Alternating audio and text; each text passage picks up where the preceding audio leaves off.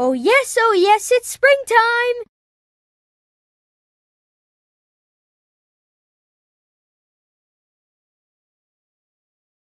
Windmills were invented more than 1,000 years ago.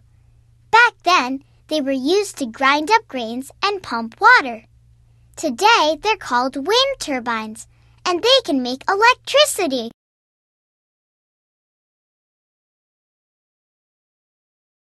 Even though Holland is famous for its tulip fields, they were first brought to Holland by the Turkish in the 1600s. Back then, some types of tulip bulbs were so rare and valuable that they were worth more than a house. France's king, Louis XV, loved Antonio Vivaldi's composition, Spring from the Four Seasons. And since he was the king, he could hear it any time he wanted. All he had to do was order the song to be performed.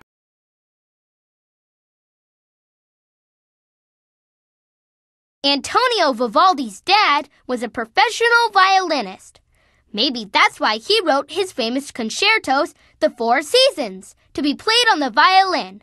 Today, The Four Seasons is one of the most popular pieces of classical music.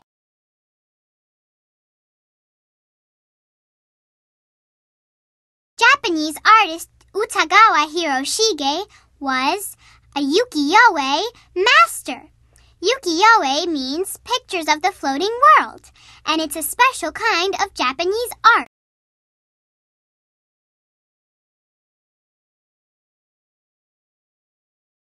Utagawa Hiroshige carved the image for mountains and river of Kiso into a block of wood and then made a print from the wood block. Hiroshige made more than 5,000 prints from his different wood blocks.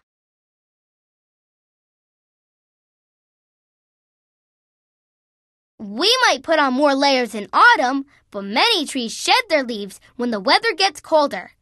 Leaves lose their green color and fall off the trees in the fall because the days are shorter and they don't get as much energy from the sun.